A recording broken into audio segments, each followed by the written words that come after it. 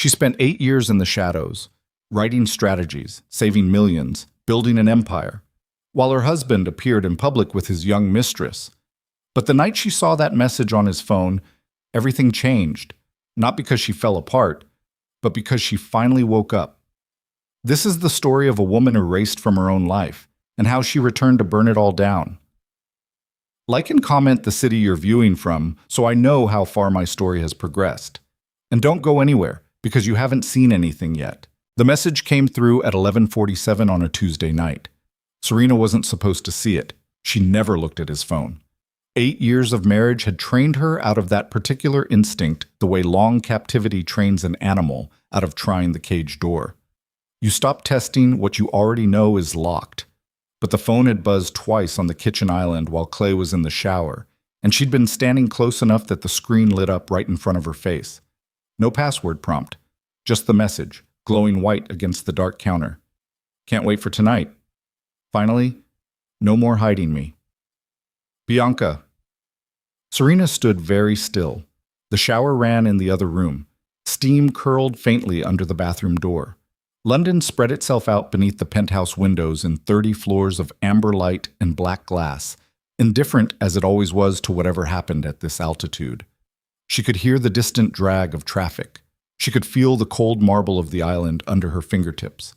She registered these things the way the brain registers stimuli before it decides what to do with them. She read the message again. Finally, no more hiding me. Not hiding her, hiding me. The syntax hit her twice, once on the surface, once somewhere deeper, in the place where the actual damage lands. Serena was an attorney by training. She'd read contracts in 4 languages, found buried liability clauses in pages of deliberate obfuscation, parsed the precise grammar of corporate fraud. She understood what words meant and what they were designed to conceal. This message wasn't about the mistress. It was about the wife. She set the phone back exactly as she'd found it, picked up her own glass of water, walked to the window, looked out at the city she'd spent 8 years staring at from the same angle, always slightly behind the glass, always framed by someone else's name on the deed. She didn't cry. That surprised her later when she thought about it, the complete absence of tears in that moment. There was no dramatic collapse, no sound, no shaking hands, just the water cold in her palm and the city below, and a very specific, very quiet feeling of something clicking into place. Not breaking, clarifying. Clay Mercer came out of the shower 12 minutes later with a towel around his waist and his phone already in his hand. He was 41 and looked it from certain angles, the jaw still strong, the eyes still carrying the specific confidence of men who'd spent 2 decades being told they were exceptional. He had the kind of face that photographed well under direct lighting and looked ordinary in everything else. Serena had found him extraordinary once. She'd spent the better part of a decade trying to remember when that had stopped. "You're still up," he said. Not quite a question. "Couldn't sleep." He nodded vaguely, already scrolling. His thumb moved with a small urgency she recognized, the particular restlessness of a man checking for a specific message. He found what he was looking for, and something in his shoulders released fractionally. He thought he was careful. He'd always thought that. "Come to bed," he said. In a minute, he disappeared into the bedroom. Serena stayed at the window another 20 minutes, long after his sounds settled into the rhythms of sleep. She finished the water. She thought about Bianca Laurent, 24, hired 14 months ago as an executive assistant, the kind of attractive that made older men in boardrooms feel they were still in possession of something desirable. She thought about the word hiding. Then she thought about the Blackwell International Gala, 5 days away. The most significant corporate event of the year. Clay had been building toward it for 6 months, a billion-dollar merger announcement, investors flying in from 3 continents, the full architecture of his public success on display. He told her, in the careless shorthand of a man who assumed his wife had nowhere better to be, that she wasn't needed. It's just business. For the first time in 8 years, Serena found that interesting. She slept 3 hours, woke before him, made coffee. She moved through the morning with the kind of surface calm that had become her default register, unhurried, unreadable, performing the domestic choreography of a marriage she now understood completely. Clay ate his breakfast with his eyes on his laptop. He didn't look at her directly until he was standing at the door with his coat on. "I'll be late tonight," he said. "Okay." He left. Serena stood in the kitchen for a moment, listening to the elevator descend. Then she walked to the back of the penthouse, down the hall she rarely used anymore, to the room she'd locked 18 months into their marriage, when it became clear that keeping a private office was a form of resistance Clay experienced as personal criticism. The door stuck slightly. Humidity, wood settling, but it opened. Dust. The specific smell of disuse, of a life boxed away in consideration of someone else's comfort. She turned on the light. The law degrees were still on the wall. Cambridge, International Corporate Litigation, first in her cohort. The Strategic Economics certificate beside it. A photograph from her third year at a London firm, younger, sharper somehow, not yet shaped by the slow erosion of accommodation. A desk she'd bought herself before she met him. Bookshelves still lined with case studies, annotated contracts, the dense reference texts of a working attorney. She sat at the desk. She opened the laptop that had been sitting there since she stopped needing it. The battery was dead. She found the charger. Waited. While the screen loaded, she sat with the particular sensation of returning to something she'd left behind so gradually she hadn't noticed the departure. The woman in the photograph on the wall had never imagined 8 years of silence. Had never imagined writing merger strategies for a man who then presented them to investors as his own thinking. Had never imagined attending exactly 0 of the galas her work financed, because her presence created, apparently, a complicated optics situation that Clay couldn't explain in ways that served him. The laptop came to life. Serena opened her contacts. She made the first call at 9:15. Damien Moreau picked up on the third ring, which was remarkable for a man whose hourly rate was high enough to make Fortune 500 executives sweat. "Serena Vale," he said. He'd known her professionally before Clay, before she'd become Mrs. Mercer, before she'd dropped the veil as a gesture of marital solidarity she now understood had been primarily strategic on his part. "It's been a long time." 4 years, she said.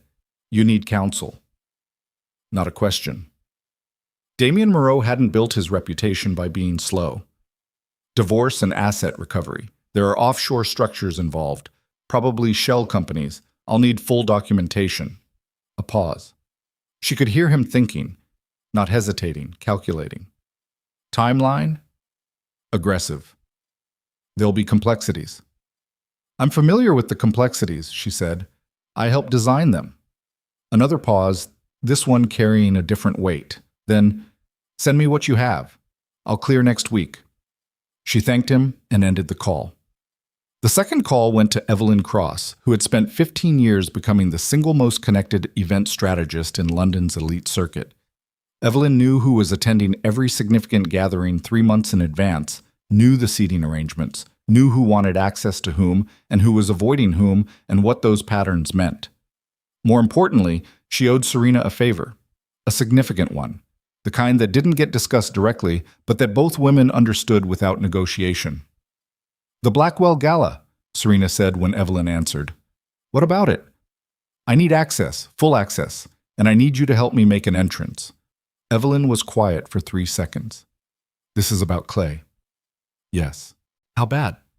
Serena thought about the message on his phone, about "no more hiding me," about the woman in the photograph on her office wall who hadn't known yet what was coming. "Bad enough," she said. "All right." Evelyn's voice shifted into the register she used when she was already planning.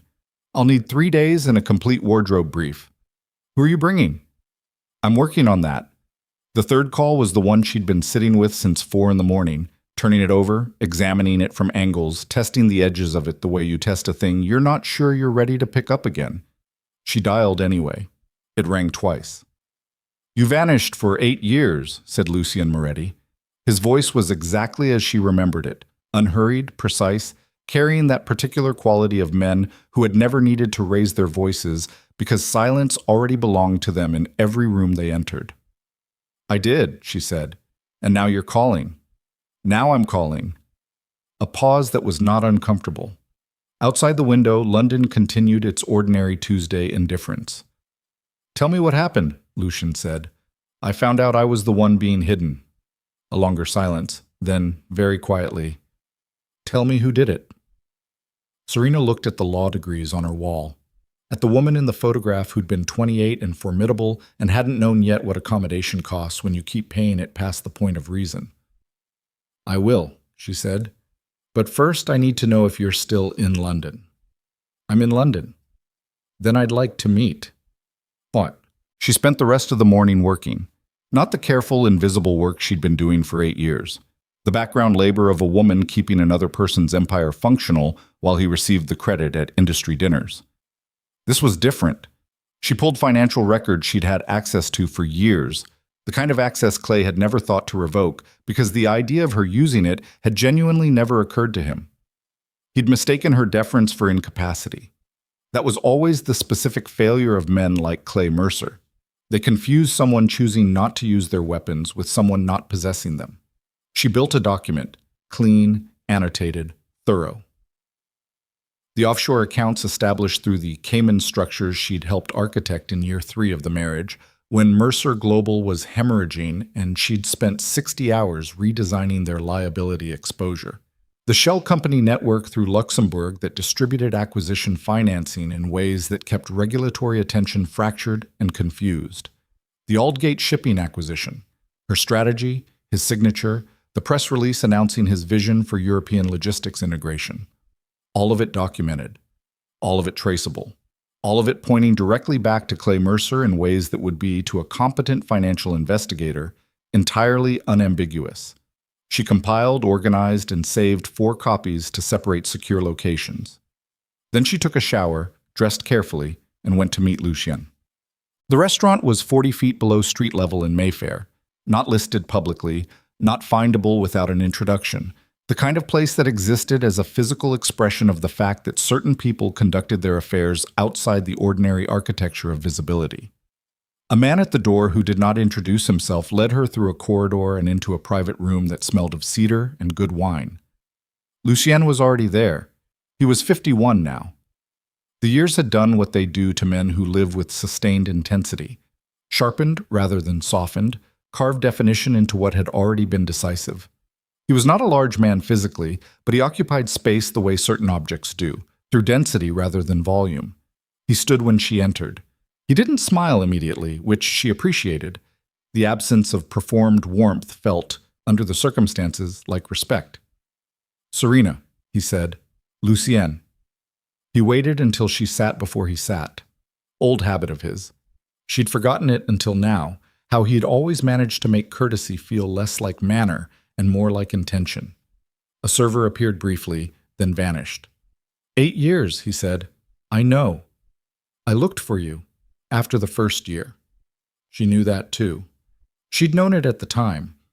The 2 messages through mutual acquaintances, the single email she'd read and not answered because Clay had been sitting across the room and because she'd already decided, with the particular finality of a woman in the early phase of a commitment she believed in, to let that chapter close. "I was building something," she said, "for someone else." "Yes." She didn't elaborate. The admission already said enough. Lucien looked at her for a moment with the focused attention she remembered, the quality of listening that made other people feel simultaneously seen and interrogated. "Tell me about Mercer Global," he said. She told him. Not everything, not yet, but enough. The structure of it, the financial exposure, the specific vulnerabilities that existed because she understood the architecture from the inside. She watched him listen, watched him absorb and connect and sit with the implications, and something in her chest loosened fractionally. The specific relief of being heard by someone who didn't need things simplified, who followed without requiring she slow down. When she finished, he was quiet for a moment. "Your husband built a throne from your intelligence," he said. "Ex-husband," she said. "Or close enough." "Close enough," he repeated. His dark eyes stayed on her. "You still wear his ring." She looked down. The diamond caught the low light of the room. She'd stopped noticing it years ago, had absorbed it into the background texture of her life the way you absorb everything you stop choosing and simply maintain. She removed it, placed it on the table between them. Neither of them looked at it again. The Blackwell Gala, she said. 5 days. Lucian folded his hands on the table. Tell me what you need. I need to walk into that room with someone who makes Clay Mercer understand the scale of his error. She paused. I need him to see clearly, possibly for the first time, exactly who I am. And who are you? The question landed without irony. He wasn't being rhetorical. He was asking the way he'd always asked things, directly, requiring a real answer. Serena thought about the woman in the photograph on her office wall, about the dust on the desk, about 8 years of breathing carefully in rooms where her presence was managed rather than acknowledged. I'm the woman who kept his empire alive, she said, and I'm the woman who's about to dismantle it. Lucian looked at her for a long moment. Then he said, I'll be there. Cut. She left the restaurant at close to midnight. The rain had started, a low, persistent London rain that didn't fall so much as accumulate, settling into coat collars and catching under streetlights in thin curtains of silver. She stood outside for a moment before signaling for a car, feeling the cold on her face with a quality of attention she hadn't given the physical world in longer than she could precisely identify. She thought about Clay asleep in the penthouse, about Bianca Laurent sending messages at 11:47 at night and believing herself to be the hidden one, about the Blackwell Gala 5 days away, investors from Dubai and Tokyo and New York, chandeliers and champagne, and the specific theater of corporate power that Clay had been staging for years, using her as the invisible stage crew.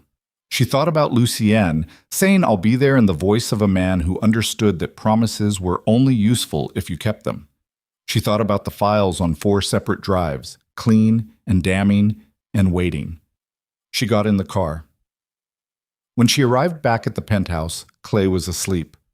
She undressed quietly, lay beside him in the dark, and stared at the ceiling for an hour and a half. She was not afraid. That was the thing she kept returning to, pressing against it like testing a bruise. She had expected fear, of failure, of exposure, of what came after, of Lucien and his particular world, and what proximity to it cost. But the fear didn't come. What came instead was the cold, methodical alertness of a mind that had been running below capacity for 8 years and was now finally operating at the level it was built for. She thought about what Lucien had asked her. Who are you? In 3 days, she would start to answer. In 5, the whole room would know. She closed her eyes. Somewhere below, London hummed in the rain, and Clay Mercer slept beside the woman he had spent 8 years making invisible, not knowing she was already, quietly, systematically, preparing to make him disappear. The morning after she met Lucien, Serena woke at 5:15 without an alarm. Clay was still breathing beside her, the heavy, unconscious rhythm of a man with no idea his foundations were already cracking. She lay still for 40 seconds, listening to him sleep, cataloging the sound with the detachment of someone storing evidence. Then she got up, dressed in the dark, and left before he stirred. She took the elevator down 40 floors and walked out into the pre-dawn city. The rain had stopped but left everything wet and reflective, the pavement throwing back streetlight in long, distorted strips of amber. She walked 3 blocks east before she felt her lungs fully expand. She hadn't realized how shallow her breathing had become inside that apartment until the outside air hit her, cold and indifferent and belonging to no one. She stopped at a coffee cart run by a man who never spoke, which she appreciated. He handed her a cup. She paid. She stood at the edge of the pavement and drank it while the city assembled itself around her. The first delivery trucks, the early runners, the night shift workers heading home with the particular exhaustion of people who'd been awake while everyone else was unconscious. She thought about the files on the 4 drives. She thought about Evelyn Cross and what 3 days of preparation actually required. She thought about Lucien sitting across the table from her in that underground room, and the way he'd said I'll be there without inflection, without performance, the way a man states a fact about the physical world. She finished the coffee and started walking. By 7, she was back in the private office, laptop open, building the second layer of documentation. The first layer was the financial record, offshore structures, shell companies, the traceable architecture of fraud. Clean, devastating, designed for investigators and journalists who needed clear lines of causation. The second layer was different.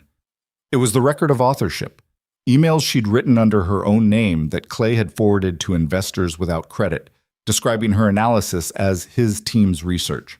Strategy memos time-stamped before his presentations. Draft contracts in her handwriting that had been retyped onto letterhead carrying only his signature. A paper trail that didn't just expose the fraud, it established who had actually been operating the machine. This layer was personal. This layer was the one she needed. She worked 3 hours without stopping. At 10, her phone buzzed. Evelyn. "I need you in Knightsbridge by noon," Evelyn said. No preamble. She never used preamble when she was in operational mode. "I have a designer who's pulling options, and I need to see you in the room to make decisions." "I'll be there." "And Serena." A pause with texture in it. Evelyn organizing something she wasn't sure how to say. "What exactly are we building toward? I need to know the register." "Controlled devastation," Serena said. A beat. Then, "Good. I know exactly what that looks like. Noon." Clay called at 11:43 while she was in a car heading southwest. She watched his name on the screen for 2 full rings before she answered. "Where are you?" he said. "Out?" "I came home for lunch." "You weren't here." She almost said something, stopped herself. The habit of explanation, of accounting for her time, her location, her existence, had been so thoroughly conditioned into her that the reflex still fired even now, even with full knowledge of what she knew. She recognized it with a clinical interest, the way you recognize a scar and trace its origin. "I had errands," she said. "What errands?" "Clay." She kept her voice level, barely inflected. "I'll be back this evening." A pause on his end that she couldn't fully read. Irritation, suspicion, or simply the vague territorial displeasure of a man who'd grown accustomed to his wife being present and available and containable. She'd never been sure how much of his control was deliberate and how much was simply the automatic assumption of a man who'd never been seriously challenged on it. "The Blackwell prep dinner is Thursday," he said. "I know. I need you to—" He stopped, recalibrated. "I need the house handled, caterers, the driver situation, the usual." The usual. 8 years of invisible infrastructure reduced to that. "I'll handle it," she said. She ended the call before he could say anything else.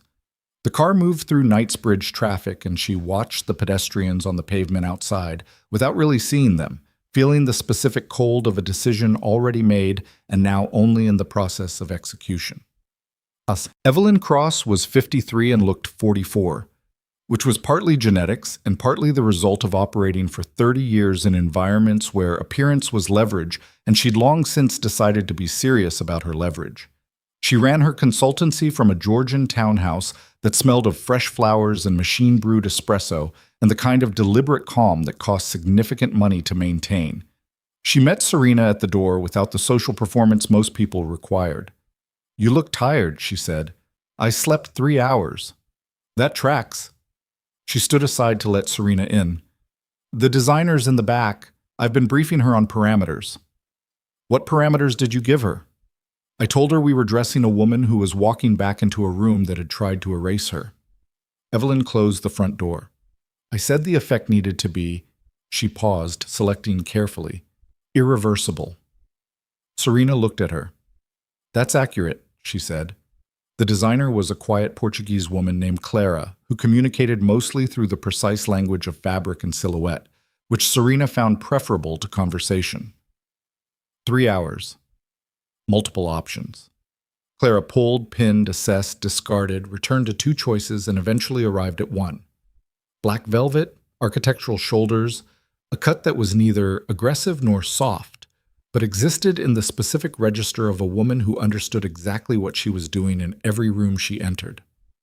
"This," Clara said, stepping back. Evelyn stood in the doorway with her arms crossed and assessed for 10 seconds.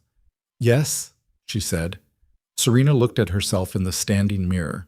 She looked like someone who had been somewhere, survived something, and arrived at the other side of it without needing to announce any of it loudly. The gown did the announcing. "Accessories?" Clara asked. "Diamonds," Evelyn said. "Her own, not his. Serena met Evelyn's eyes in the mirror. I have my grandmother's pieces, she said, in a vault in the city. Use those, Evelyn said. Nothing from the marriage, nothing he chose or paid for or could later claim to recognize. It was a small thing, tactically, but it wasn't small in the way it mattered. She met Lucien again Wednesday evening. Different restaurant. Above ground this time, a corner table in a Fitzrovia place that was quiet on weeknights and run by people who understood that discretion was a service they provided without being asked. Lucien was already seated when she arrived, 7 minutes early to her own punctuality, which she noted and filed without comment. He stood. She sat. How are you sleeping? He asked. Badly. Why? You look like someone who's been thinking instead of resting. I'll rest after Thursday. He looked at her steadily. Walk me through the sequence. She laid it out. The documents, the screens, the timing, what Evelyn had arranged regarding access and positioning, the specific moment she intended to move. Lucien listened with the focused stillness she'd noticed before, occasionally asking a question that was brief and precise and cut directly to the structural load-bearing point of whatever she'd just said. The investors from Dubai, he said when she finished. Hassan's group. I know them. I assumed. If I speak with them before the gala, it changes the dynamics in the room. They'll have context when the documents appear. They won't need to process the shock. They'll already be looking for confirmation of what I've indicated. She thought about that. The difference between investors encountering information cold versus investors who were already primed to recognize a pattern they'd been quietly told to watch for. That gives Clay no recovery window, she said. No, Lucien agreed. It doesn't. She held his gaze. How much of this is about me, and how much of it is business? He didn't look away. Does it need to be one or the other? She considered. The honest answer was no. It didn't need to be separated out, and trying to clean the distinction into something morally tidy was the kind of thinking she'd been trained out of by 8 years of watching what happened when you idealized the nature of men's motivations. Lucien Moretti had legitimate shipping interests that intersected with Mercer Global's European operations in ways that made Clay's collapse professionally useful to him. He was also sitting across from her with an attention that was not professional. Both of these things were true simultaneously, and she was old enough and clear-headed enough not to pretend otherwise. All right, she said. All right? Talk to Hassan's group. Lucien nodded once. They ate. The conversation moved. Not away from what was at stake, but around it.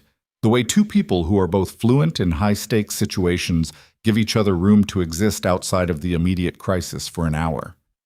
He asked about her work before Clay. She asked about a shipping corridor dispute she'd read about in the financial press 3 weeks ago, more as a test of engagement than genuine inquiry. He answered in detail. She listened in detail. At one point he said, without particular lead-up, I kept the photograph. She looked at him. From the Bilbao Conference, 2014. You were presenting the cross-border liability framework. You argued with Gareth Connell for 20 minutes in front of 300 people, and you were right about every single point. She remembered the conference. She remembered Gareth Connell, who had been wrong and had known it, and had continued arguing purely from the momentum of his own ego. She remembered being 31 and not yet aware that being right in rooms like that had a cost she hadn't yet been presented the bill for. I got in the elevator after, Lucien continued, and I thought, whoever ends up with her is either going to be the luckiest man in that industry or the most threatened. Clay was both, she said, consecutively. Lucien was quiet a moment, then, I should have introduced myself that night. You did, she said. 3 days later. I should have been faster. She looked at him across the table. Something shifted in the room. Not dramatically, not with the theatrical weight of a scene designed to signal emotional significance, but quietly, the way tectonic things move. You're here now, she said. He looked back at her with the particular quality of attention she'd been trying to accurately name since she walked into that basement restaurant 2 days ago. It wasn't desire exactly, or not only. It was the specific look of a man recognizing something he thought he'd permanently missed. I am, he said. Thursday arrived with the pressure of a system front. Clay was in their shared space more than usual, agitated in the particular way of men preparing for a performance, checking things, rechecking, issuing small directives about drivers and timing and the suit he'd had altered and whether Bianca had confirmed her arrival separately. He said Bianca's name twice within Serena's hearing with the mild carelessness of a man who'd already moved past careful, who was so close to the night he'd been building toward that containment no longer felt necessary. Serena handled the caterers for the prep dinner. She handled the driver situation. She managed every logistical request with the smooth efficiency of a woman who had always run these operations invisibly, who could do it in her sleep, who was doing it now for the last time. At one point, Clay stopped in the kitchen doorway and watched her work the phone call with the venue coordinator. She felt him watching. She didn't look up. When she ended the call, he said, "What would I do without you?" It wasn't a question. It was the offhand appreciation of a man who took infrastructure for granted, who'd never thought seriously about what it cost to maintain or what happened when it was withdrawn. "You'd manage," she said. He laughed shortly and left. She stood at the counter for 30 seconds after he was gone. Then she picked up her phone and texted Evelyn 2 words. "We're ready." Evelyn's response came back in under a minute. "See you at 8. Don't be late. The room will feel you walk in." The prep dinner that evening was small. Clay's inner circle, 4 senior partners, the merger's lead counsel. Serena played her role, present, gracious, appropriately peripheral. She refilled glasses once, answered a direct question about a regulatory detail with enough precision to make 2 of the partners glance at each other briefly, and otherwise existed in the background where Clay was comfortable with her. Across the table, the merger counsel, a careful man named Petrov, who'd been working with Clay 18 months, looked at her twice with an expression she recognized, the expression of someone doing arithmetic. After dinner, when the others had moved to the sitting room, Petrov lingered near the kitchen doorway where Serena was stacking plates. "The Luxembourg structure," he said quietly, "the one that roots the Aldgate acquisition." She looked at him. "I've been trying to understand its origin for 6 months," he said. "Clay's explanation has never fully tracked. The architecture is—" He paused, selecting carefully, unusually sophisticated for his documented background. Serena held his gaze. "Is it?" she said. He watched her for 3 seconds. "I asked him directly last month. He said it came from a consultant he'd used in 2019. What did you do with that?" "I looked for the consultant." His voice was very level. "There isn't one." The kitchen sounds continued. From the sitting room, Clay's laugh came through clearly, the particular open confidence of a man on the eve of his triumph. Serena set the plates down carefully. "Mr. Petrov," she said, "are you attending the Blackwell Gala tomorrow?" "Yes." "Then I'd recommend you watch the screens carefully when the presentation begins." She met his eyes with the full, unqualified directness she'd spent 8 years calibrating out of her interactions with Clay's associates. "You'll get your answer about the consultant." Petrov went very still. Then he nodded once, slowly, like a man revising a document he'd thought was complete. He returned to the sitting room.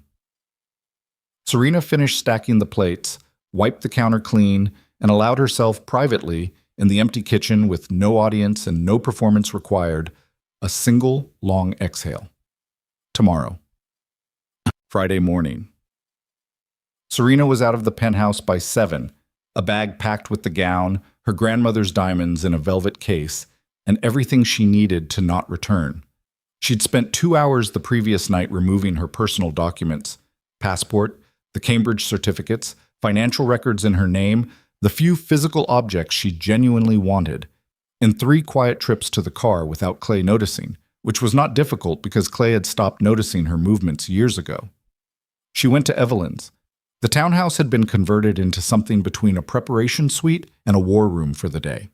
Claire was there with the gown and tools, a woman named Petra, who handled hair with the focused economy of someone who'd spent years making other people ready for significant moments. Evelyn herself moved through the space continuously, phone in one hand, checking logistics with the quiet intensity of a general running a field operation. At 2 in the afternoon, Evelyn's phone buzzed. She read it, looked up at Serena. Lucien's confirmed with Hassan's group, she said. Meeting ran 90 minutes. He says they're, she glanced at the message, appropriately informed. Serena absorbed this. Appropriately informed was the precise language of a man who understood that the right word in the right ear, delivered with the right weight, was worth more than any number of publicly available documents. And the screens? She asked. My contact at Blackwell confirmed access at 7:45. The documents will load on a timed sequence. You trigger it from your phone, it runs automatically. 4 minutes of material. 4 minutes was enough. In a room full of people who processed financial information for a living, 4 minutes of clear-sourced, irrefutable documentation was more than enough. Clay's planning to begin the merger announcement at 9, Evelyn said. I know. You need to be in that room before 8:30, before the room is fully settled, before the social architecture has locked into place and people are in their lanes. I know. Evelyn looked at her carefully. How are you doing? Serena had been sitting with this question all day, running it quietly alongside the logistics, the timing, the sequencing, how she was doing. 8 years compressed into a single evening. The woman in the photograph on her office wall finally standing up in the physical world where the consequences were real and the floor could come up to meet you. Ask me tomorrow, she said. Evelyn held her gaze for a moment, then nodded. By 6:30, Serena was dressed. She stood in Evelyn's long mirror and looked at the woman she'd become after the woman she'd been spent 8 years being carefully managed out of existence. The black velvet, the diamonds that had belonged to her grandmother, who had built her own business in a city that had not been designed to accommodate her, and who had never apologized for any of it. The posture that came not from performance, but from the specific physical fact of a person who had finally stopped making herself smaller. She looked, Evelyn said from behind her, like a verdict. Serena's phone buzzed. Lucien, I'm at the door. She picked up her clutch. She looked at herself one final time, not for reassurance, not for courage, both of which she'd located somewhere in the last 72 hours and didn't need to go looking for again. She looked to make sure she recognized the person looking back. She did. She walked out. The car moved through Friday evening London, streets lit up and full of the week's accumulated momentum, people outside restaurants, traffic thickening toward the West End, the city doing the thing it did of simply continuing regardless of what any particular person inside it was preparing to do. Lucien sat beside her. He did not speak immediately, neither did she. After 3 minutes, he said, Are you certain about tonight?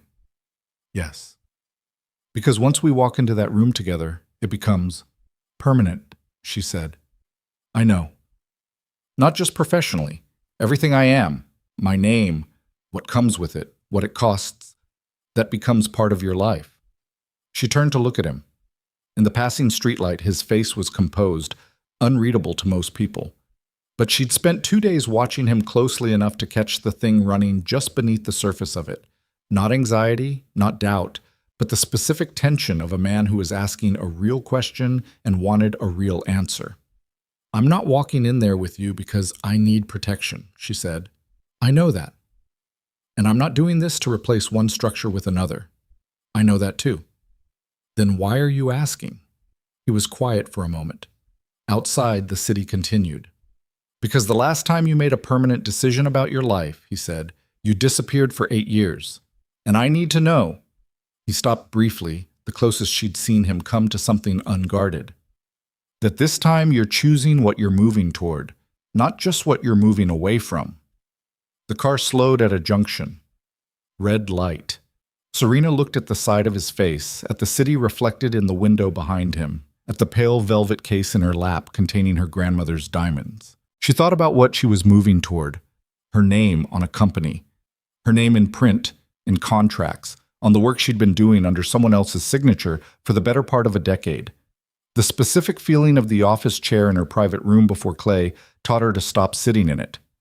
Petrov's expression last night when she told him to watch the screens, the way the law degrees looked on her wall after she turned the light on and the dust had settled. She thought about Lucien, 14 days from now, standing beside her in a civil ceremony in Sicily that would mean something real, because they would both have chosen it without the fog of need or desperation or the particular blindness of youth, chosen it clearly, with full knowledge of what the other person cost and what they gave. She thought about the message glowing on Clay's phone screen.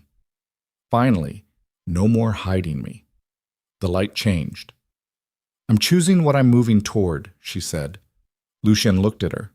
Then he reached over and took her hand, not the way people take hands in films, not with sweep or score, but quietly, deliberately, in the manner of two people who have handled enough real things to know the difference between gesture and… The Blackwell International Hotel rose against the Friday night sky in pale stone and glass, its entrance lit with the careful extravagance of an institution that had hosted enough significant evenings to understand that arriving mattered as much as anything that happened inside. Black cars moved in a slow procession along the approach. Doormen in dark coats, the compressed sound of a crowd already assembled within, not audible yet, but felt, the particular atmospheric pressure of several hundred powerful people gathered in one space. Lucien's car stopped at the entrance. He stepped out first, extended his hand. Serena took it and stood, and the cold air hit her face, and the photographers stationed near the entrance began shooting without knowing yet who they were shooting, simply responding to the visual signal of a woman in black velvet and diamonds stepping out of a car with the specific unhurried quality of someone who had already decided how this evening ended. Two of the photographers recognized Lucien before they recognized her. She watched the ripple move through them, the slight recalibration, the lens adjustments, the communicative looks exchanged between press who understood that Lucien Moretti arriving at a corporate gala was not a routine piece of coverage. They walked toward the entrance together. Serena felt the cold in her hands and the weight of the diamonds at her throat and the precise sensation of 8 years contracting to a single point of pressure that was this moment, was the sound of the doors opening and the warm light inside spilling outward. She did not slow down. The ballroom was already 3/4 full. Evelyn had done her work. The room was exactly as described. Crystal chandeliers casting the specific warmth of money, circular tables dressed in white and silver, the elevated stage at the far end where Clay's screens waited dark and patient. A string quartet at the room's periphery, producing sound that was tasteful and unobtrusive and designed to allow conversation rather than fill it. Waitstaff moving in practice patterns with champagne and small plates. Serena took a glass she had no intention of drinking. Lucien kept his hand at her waist, not gripping, not proprietary, just present, the physical notation of a man standing beside someone and meaning it. The room began to register them. She watched it happen. First the nearest tables, bam. The slight interruption in conversation, the redirected attention, the social calculation that runs automatically in rooms like this when someone unfamiliar enters carrying unfamiliar weight. Then the wider concentric response as recognition of Lucien moved outward through the space, and people who knew what that name meant adjusted their posture without fully understanding why. She was scanning, systematically, looking for Clay. She found him. He was near the stage, surrounded by 3 investors she recognized from Mercer Global's Dubai connections, talking with the contained energy of a man running on adrenaline and champagne and the specific electricity of a night he'd been building toward for months. Bianca stood 2 feet to his left in a silver gown, positioned in the practiced proximity of a woman who had been given instructions about where to stand and had followed them. She looked younger under the chandelier light. She looked, Serena thought, with a precise and uncomplicated clarity, like someone who did not yet know what she'd walked into. Clay's back was to the entrance. One of the Dubai investors saw them first. Serena watched the man's expression.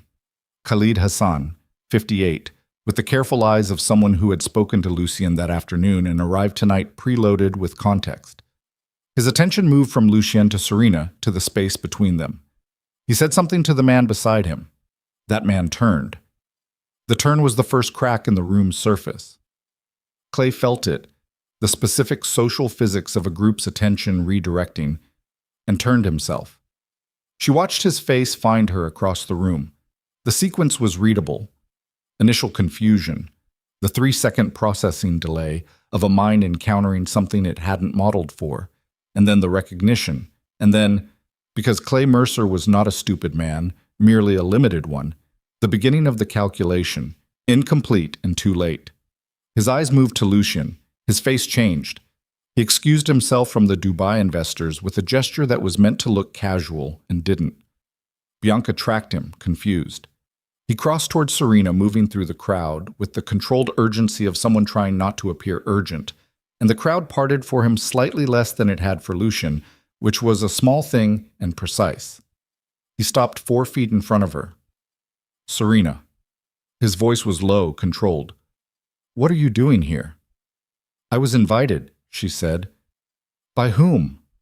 She didn't answer. She held his gaze with the level attention of a woman who had decided 3 days ago that she was done performing discomfort for his benefit. His eyes moved to Lucien again, measuring, recalculating, arriving somewhere that wasn't yet panic but was in its immediate neighborhood. "I know who you are," Clay said to Lucien. His voice was doing the thing it did when he was managing his register under pressure. Artificially steady, the specific frequency of a man who'd learned that projecting calm was a form of control. Lucien looked at him the way large predators look at things that are not threats. "Then you have the advantage," he said. "I'm not certain I know you." Clay's jaw moved. "She's my wife," he said. "Was," Serena said. Lucien let a beat of silence install itself. Then, "My wife," he said, with the flatness of a man correcting a factual error. The immediate circle had gone quiet. 4 people within earshot, all of them attending to what was happening with the careful sideways attention of people who understood they were witnessing something significant and didn't want to appear to be witnessing it. Clay looked at her. Something moved through his face that she recognized. Not grief, not yet, but the first physical shock of a structure giving way. The animal registration of ground that was no longer solid. "What did you do?" he said. "I'm here, Clay," she said, for the first time. "In a room like this. In public." She held his gaze. "Notice how the world didn't end." He stared at her. Bianca had crossed the room and arrived at his shoulder.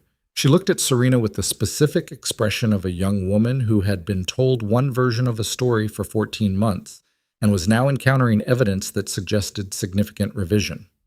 "This is your wife?" she said. Not to Serena, to Clay. Clay didn't answer her. Bianca looked at him for 3 seconds. Then she looked at Serena. Something shifted in her expression. Not sympathy exactly, more the raw, unprocessed shock of a woman realizing the architecture of the situation she'd believed herself to be standing in was built from different materials than she'd been told. Serena did not perform satisfaction. She felt it, clean and uncomplicated, and she let it be a private thing, and moved. She had 43 minutes before Clay's planned announcement. She moved through the room with Lucien, and the movement itself was a kind of statement. The simple act of occupying this space, being visible in it, stopping to speak with people, accepting the introductions that Lucien facilitated with the quiet efficiency of a man who had been navigating rooms like this for 30 years. Hassan greeted her with a formality that had warmth inside it, the greeting of a man who had received information in the afternoon and was now confirming what the information had suggested. 3 other investors she recognized from Mercer Global's documents responded to her with the recalibrated attention of people doing live arithmetic.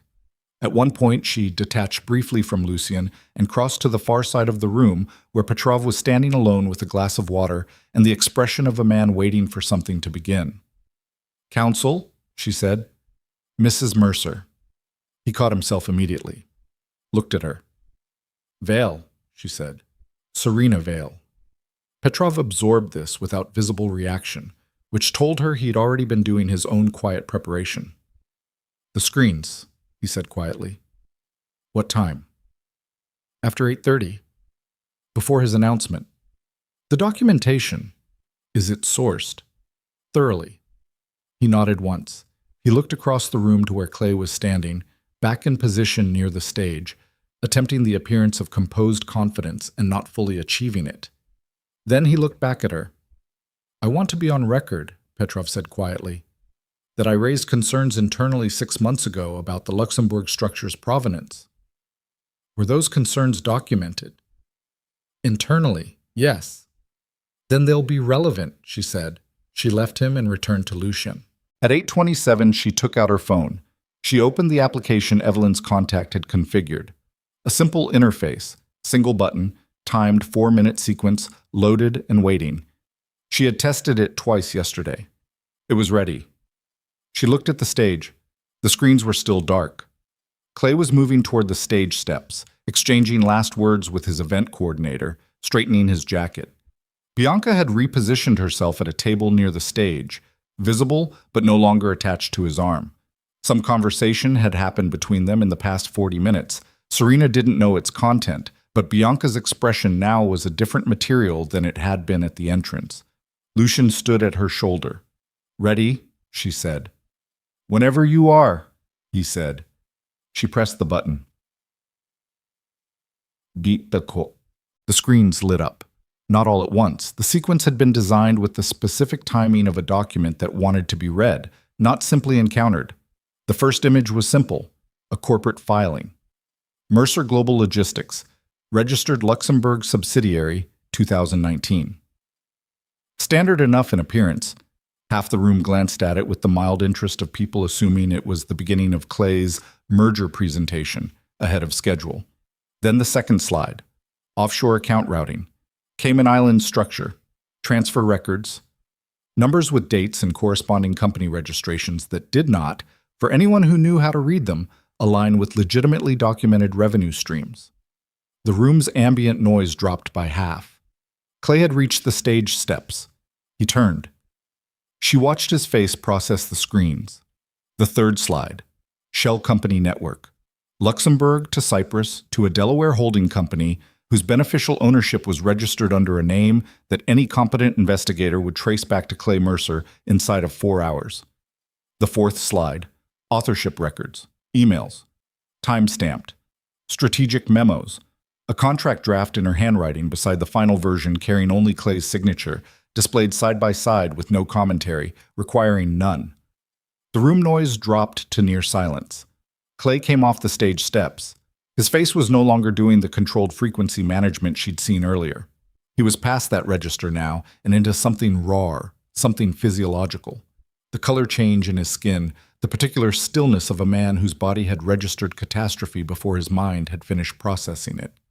He moved through the room toward the screens, toward her. She wasn't sure which. Perhaps he wasn't sure either. She walked to the microphone at the edge of the stage. A hotel event coordinator moved to intercept her. Lucien was there before the man completed the step. Not touching him, not threatening, simply present in the specific way that required no articulation. The coordinator stopped. Serena reached the microphone. "For 8 years," she said, and her voice came out level and clear and entirely without performance, the voice of a woman who had been in rooms like this when she was someone else's invisible infrastructure and was now simply herself. "I built Mercer Global Logistics. I developed the expansion strategy, restructured the liability architecture, negotiated the international acquisitions, and corrected every legal disaster before it became a public one." The room was completely silent now.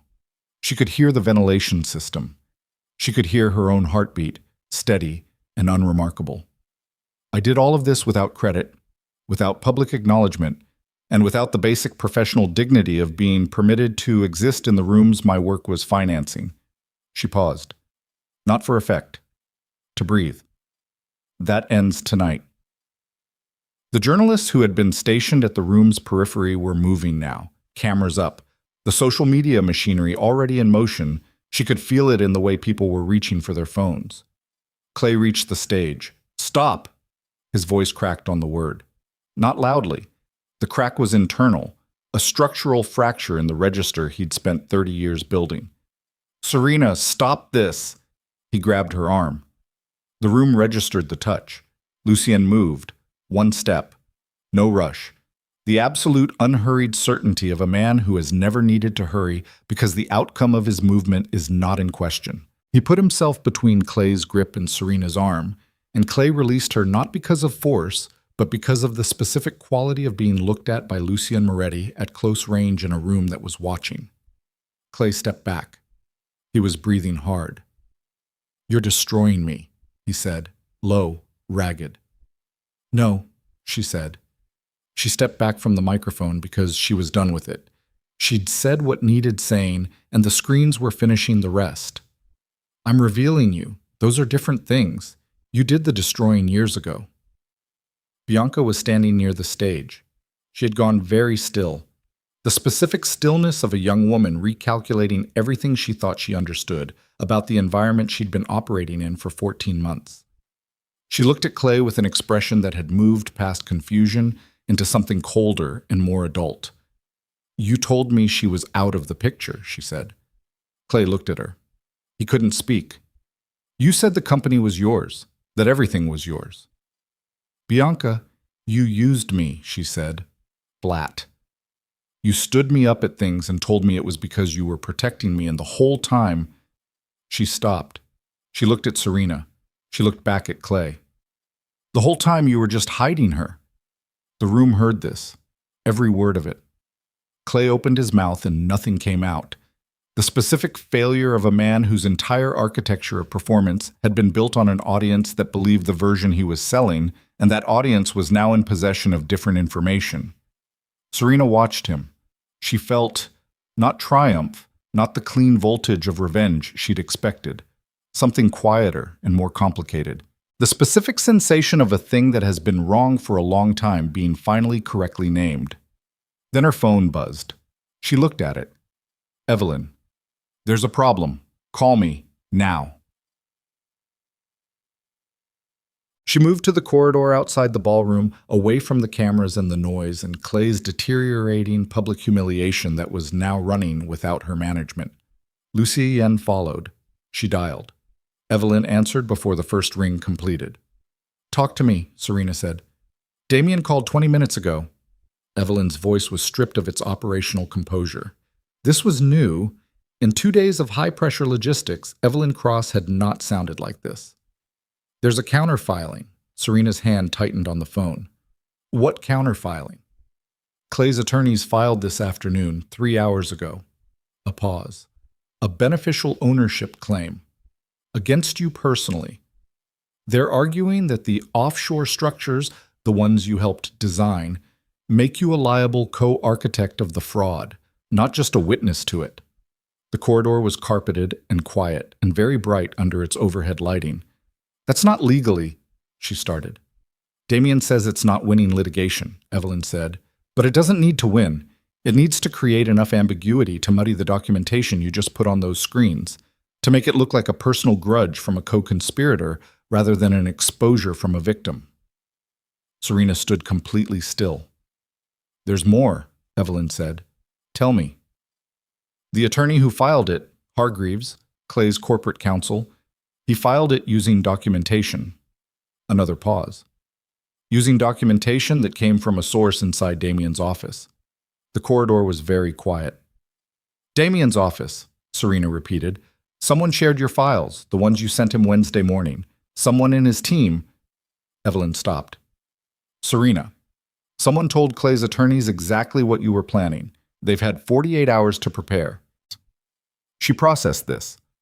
The careful 3 days of preparation, the documents, the sequencing, the coordination with Lucien and Evelyn and Petrov, the precise timing of the screens, all of it built on the assumption that she controlled the information architecture, that the exposure was unilateral. Someone had been inside it the whole time. She looked at Lucien.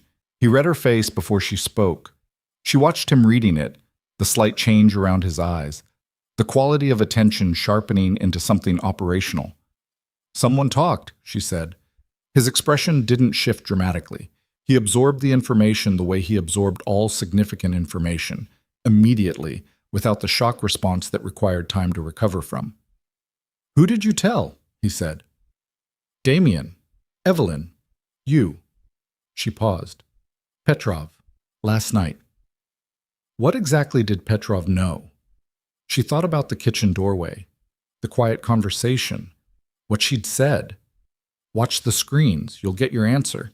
She hadn't given him specifics, hadn't told him about the documents, the timing, the beneficial ownership files, but she'd confirmed that something was coming and directed his attention toward the screens. Not enough to enable a counterfiling, she said. Not with the specific content Hargreaves would have needed. Then it's Damien's office. Yes. Which means Clay had a source inside your legal team before you even made the first call. She turned this over, examined the edges of it. 3 days ago, she'd sat in her private office with the dust on the desk and the law degrees on the wall and made 3 calls. The first call, the foundational call, the call on which everything else was architecturally dependent. If Clay had been notified of that call within hours, if someone inside Damien Moreau's firm had been on Clay's payroll for long enough to establish that kind of access, then Clay hadn't been caught unaware tonight.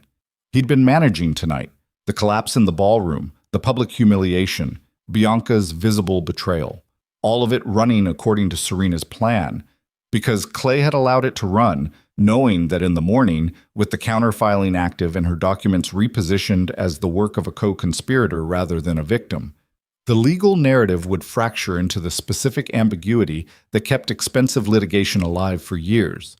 She would emerge from tonight famous, yes, visible, yes, but potentially liable, professionally embattled in ways that would consume the next several years of her life and everything she was trying to build.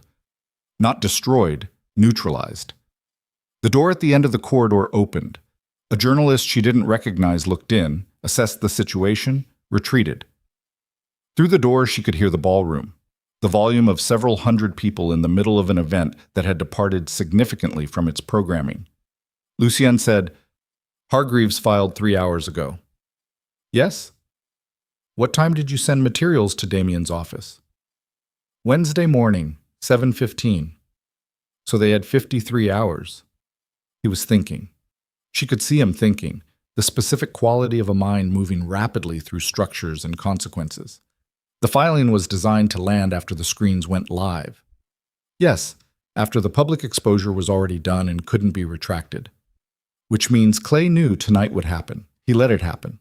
Lucien's voice was very quiet. Because he needed the public exposure to already exist before the counterfiling became news. So that the story in the press tomorrow isn't Clay Mercer commits fraud.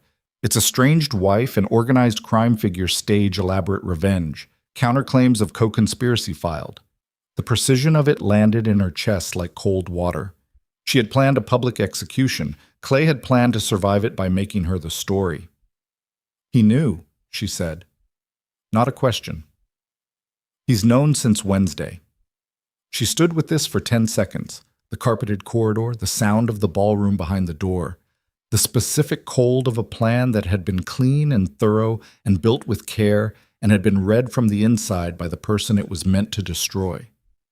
She thought about Clay at the breakfast table 3 days ago, just business, the mild, empty answer of a man performing unawareness.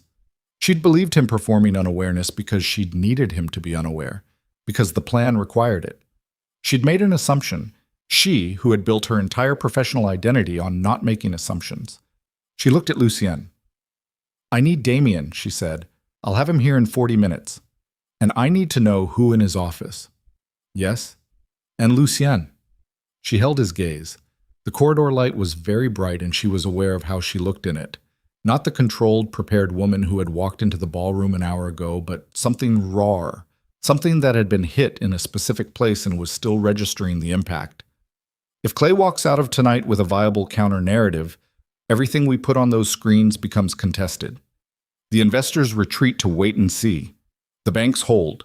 The investigations stall. He doesn't get destroyed. He gets a drawn-out legal war he can afford, and I cannot. "I know," Lucien said. "Then tell me something I can use." He looked at her for a long moment, the kind of look that meant something was being decided in real time, some internal calculation about what to offer and at what cost. "The Luxembourg structure," he said. "The Shell network." "What about it?" 3 of those shell companies have registration overlaps with entities my organization uses for legitimate shipping operations.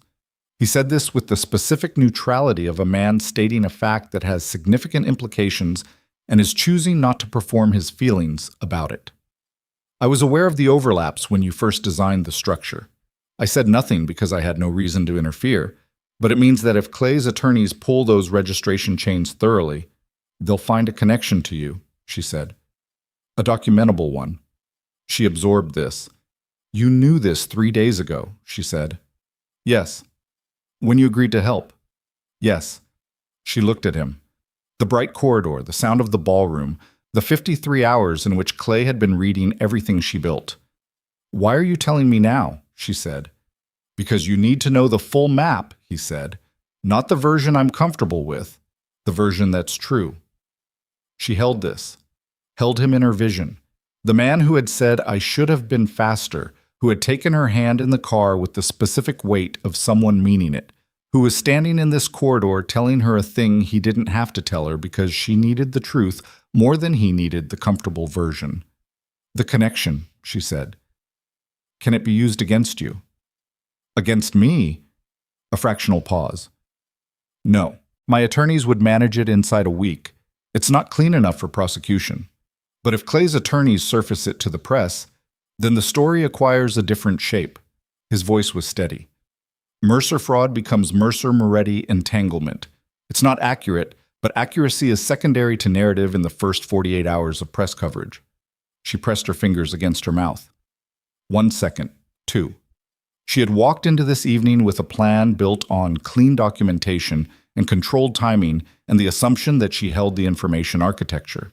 She was standing in a hotel corridor, discovering that the architecture had been visible to the other side, that the countermove was already filed, that the man she'd trusted with her legal preparation had been compromised, and that the man she was standing beside had been carrying a piece of significant information he'd chosen, for his own reasons, to disclose now rather than 3 days ago. She was standing in the middle of a structure that had been designed to destroy her publicly while appearing to let her win. The door at the end of the corridor opened again. This time it was Clay. He was alone. His jacket was slightly disordered, the jacket of a man who had been in a public situation for the past 30 minutes and had not had access to a mirror.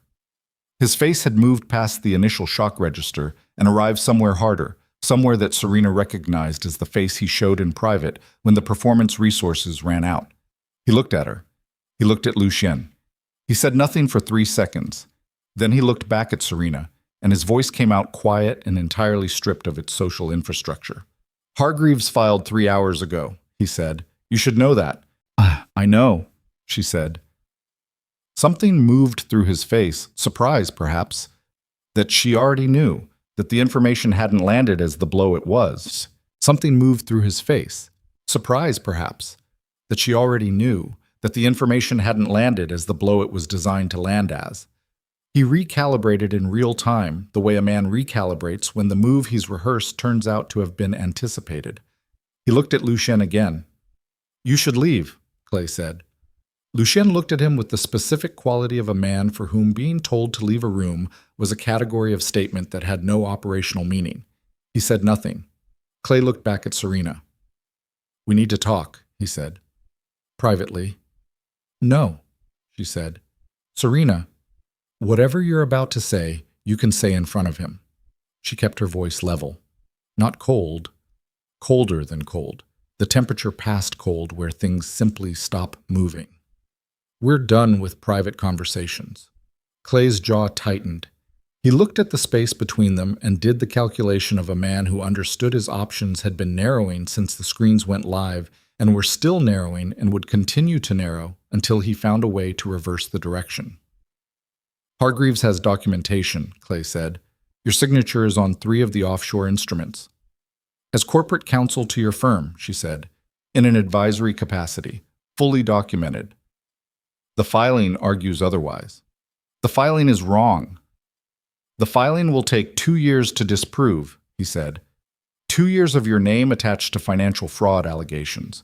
2 years of your new company, whatever you're building, operating under that shadow." He paused. "I'm offering you a way out of that." She looked at him. "You dropped the documentation," he said. "Tonight. I have Hargreaves withdraw the filing by morning. We handle the divorce privately. You receive a settlement structured through Damien, and this," he gestured vaguely toward the ballroom door, toward the screens, toward the wreckage of the evening, "this becomes a misunderstanding, a difficult night in a difficult marriage." She held his gaze. "And Mercer Global," she said, "continues. Under your name." "Yes. Without acknowledgement of the work I contributed." He said nothing. She looked at him for a long moment, at the man she had been married to for 8 years, who had learned her capabilities with the specific thoroughness of someone assessing a resource, who had understood her well enough to hide her effectively and not quite well enough to predict that she would eventually stop cooperating with her own concealment. "Clay," she said, "you had a source in Damien's office." He didn't react. "You've known since Wednesday what I was planning." Still nothing. "You stood in the ballroom tonight and let the screens run," she said. "You let the investors see everything. Let the journalists photograph your public humiliation. Let Bianca say what she said in front of 300 people. You let all of it happen." She paused. "Because you needed the public event to exist before the counterfiling became news." He met her eyes. "You're smarter than I gave you credit for," he said quietly. "You gave me no credit at all," she said. "That was always the problem." The corridor was silent. Then Lucian said from behind her right shoulder, "The source in Damien's office." Clay looked at him. "I'd like a name," Lucian said. Clay was quiet. "Not a request," Lucian said. The specific quality of those 3 words, "not a request," moved through the corridor with the weight of a statement backed by things that didn't need to be articulated in hotel hallways. Clay looked at Lucian with the expression of a man taking the full measure of his situation and finding the dimension significantly larger than he'd been working with. "Marcus Hale," Clay said, "junior associate. He's been on retainer for 6 months." Serena filed the name. Felt Lucy in-file it too, in the way she was learning to read his responses. The small, precise registrations of information that would later become action. "Go back to your party," Lucien said to Clay. Clay looked at Serena one more time. The look had something in it she hadn't seen from him in years. Not power, not management, not the performed warmth of a man maintaining a domestic arrangement useful to him. Something closer to the recognition she'd seen briefly in Petrov's kitchen doorway expression. The arithmetic of a man who was finally adding things up and getting a different sum than the one he'd been working with. He left. The ballroom door closed behind him. Serena stood in the corridor for 3 seconds. Then she said, "Hale, I need to know what he gave them." "We'll know within the hour," Lucian said. She turned to face him. "You knew about the registration overlaps 3 days ago." "Yes." "If you told me Wednesday, you would have redesigned the approach," he said, "and lost 48 hours. And the timing was the critical variable." She looked at him. "That's a justification, not an explanation." "You're right." He met her eyes without deflection. "I made a calculation. I decided the timing outweighed the risk of disclosure. I may have been wrong." A pause. "I'm telling you now because you need the complete map, not the version that protects me." She held this. The thing she'd said to him in the car, "I'm not walking in there with you because I need protection," felt different now, felt like it was being tested against something real rather than theoretical. She'd said it as a statement of her own agency. It was being returned to her now as a question about whether she could work alongside a man who made independent calculations about what information she required and when. She thought about the alternative, designed this operation alone with Evelyn and Damien, and walked in tonight without Lucien's connections and the 2 hours he'd spent with Hassan's group and the specific gravitational effect of his presence in that ballroom that had made the room reorganize itself around her arrival. She thought about Marcus Hale feeding everything she'd sent Damien directly to Clay's attorneys within hours. She thought about what the evening would have looked like without Lucien. "Call Damien," she said. "Get him here." Chopin. Damien Moreau arrived at 9:47 in a car he'd had dispatched the moment Lucien's call reached him, which meant he'd been in the city already, which meant he'd known something was wrong before Evelyn's call and had been waiting for confirmation. He was 55 and built like a man who'd spent his career absorbing impact and distributing it outward, broad, careful, with the specific economy of movement of someone who'd learned that physical stillness communicated authority more efficiently than anything else. He came through the hotel's side entrance and found them in a small conference room off the corridor that Evelyn had secured 40 minutes earlier with a competence that required no explanation. He sat. He looked at Serena. "I found Hale 20 minutes ago," he said. "He's not at the office. His access credentials were used at 6:18 this evening to pull copies of your initial brief and the documentation you forwarded Wednesday." "Where is he now?" Lucian said. Unknown. Damien looked at Lucian with the careful assessment of a man deciding in real time how much to acknowledge the nature of what he was sitting across from. I want to be clear. This was not sanctioned. Hale has been in my employment for 11 months. His billing records over the last 6 show irregular client notations I didn't flag because the volume was inside normal variance. He was placed, Lucian said. Damien was quiet. Someone built the access before Serena made the call, Lucian continued, before she'd decided to move. Someone with foreknowledge that she would eventually move and that she would use your office to do it. Serena looked at Damien. Did Clay know I'd go to you? Damien met her eyes. You and I have history.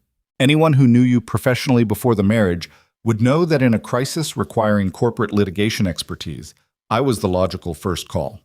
He paused. It's not difficult intelligence, it's just thorough. So he built the access a year ago, she said. Contingency planning, Damien said, for the event that you ever decided to stop cooperating. She sat with this. Clay's particular intelligence, not strategic brilliance, but the specific patience of a man who understood that control required maintenance and that maintenance required infrastructure built before it was visibly needed. He'd spent a year placing an asset inside the one firm she would instinctively turn to. She had underestimated him. Not his capabilities, she'd always known his capabilities. She'd underestimated his fear of her specifically, of what she knew and what she could do with it if she ever stopped choosing not to. He'd been afraid of her for a long time. He just hadn't let her know. The counterfiling, she said. What's its actual strength? Damien opened the leather folder he'd brought. Weak on merits. The beneficial ownership argument requires establishing that your advisory role constituted active participation in fraudulent intent, which is a significant legal bar and one they can't meet with available documentation. He turned a page. But Clay's team is good. Hargreaves will generate enough procedural complexity to run this 18 months minimum before a determination, during which your name is attached to active fraud litigation. What do I need to kill it in the next 24 hours? Damien looked at her steadily.